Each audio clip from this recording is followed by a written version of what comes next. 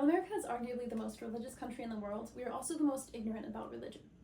This paraphrased quote comes from Dr. Robert Prothero and a speech he presented at the University of Kansas in 2018, and it also directly relates to our topic today. How does religion influence daily life? To provide some context, I grew up atheist, very skeptical, very curious, and very excited to learn about different religions and cultures, and that has also motivated me today to find the best, unbiased, and most informative things that I can present to you. To preview, I'd like to explain that we're going to study religion and religious literacy, then we'll move into how religion can influence individual values, and lastly, the role that geography plays in religion and social norms. Firstly, we need to understand that religion can be defined in different ways, varying from perspective and study of different authors. The first definition I'd like to bring to you is by Emily Durkheim, who says that religion is the self-validation of society by means of myth and ritual. From this perspective, Durkheim kind of explains that religion can be explained through ancient stories and mythologies and rituals and the divinity of sacrifice for one's God. And so that is very much a large and communal definition. The second, however, comes from William James, who says that religion is the compilation of feelings, acts, and experiences of the individual man and his solitude.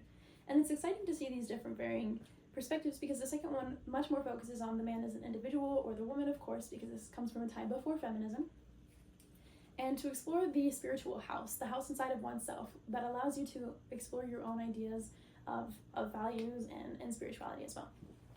The second part of this comes from religious literacy, which was also the name of a book written by Dr. Robert Prothero in 2009, where he explains it as being the ability to understand and utilize basic building blocks from religious tradition. And in 2005, Dr. Robert Prothero comprised this quiz of 15 different questions from different religions, and he tested different demographics to explore and understand their religious literacy. And the highest performing demographic was Catholics, who only ended with a 50% accuracy rate at the end of the average of the quiz. And it's exciting to see that this is something that there's so much room for improvement on, and this is kind of the way for America to stray from that idea that he mentioned earlier of being ignorant about religion, is to study other religion as well.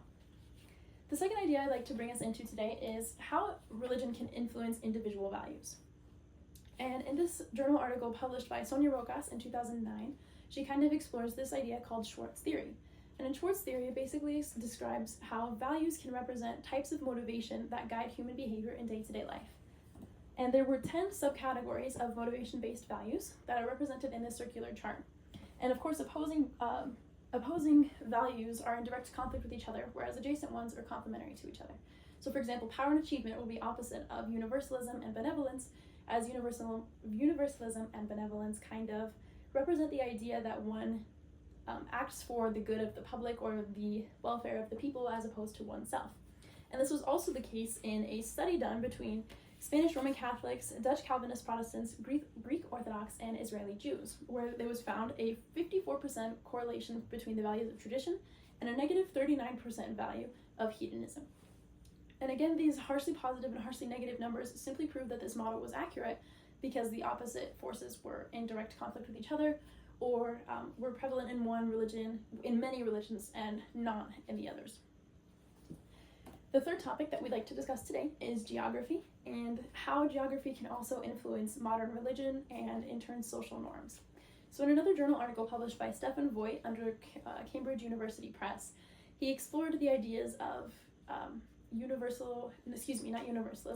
religion with respect to geography. So for example, if there's a drier climate or a climate with external conflicts, there arose a need for moralizing high gods, which can be depicted by this graph here. And in his review, he surveyed this different study done by Rose and Raymond that said that the relationship between the presence of moralizing high gods can be depicted in this upside down U shape, where the lower level of such social order, the higher there is a relevance for moralizing high gods to exist. And then of course the point of equilibrium, when the moralizing high gods are kind of stable, there's no longer increasing or decreasing, is when there's also a stable point in the level of social order in a community. And then lastly, as social orders of communities improve or the states become stronger and the government becomes more of an intervening factor, there's less of that need for moralizing high gods, which is kind of where we are today in America, with the idea that the government is so strongly, such a strong intervention factor in our daily life that there's no need for a religion to take that role. Secondly, these conditions allow for cooperative norms to evolve.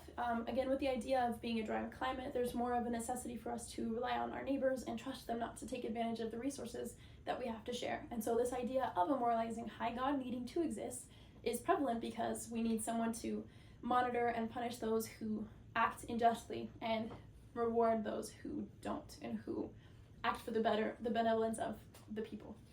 So those are both of the points in our geography section. And just to summarize, we kind of talked about how geography could influence religion and family values and in turn social norms. And so that was our 3 topics to review. We discussed religion and religious literacy, eventually how religion also influences individual values, and then lastly, how geography relates religion to family values as well. I also challenge you today to go out and explore different religious literacy resources, or just to understand other people and religions, and also find these 10 different groups of values in your daily life. And I'm just going to do my note cards. Thank you.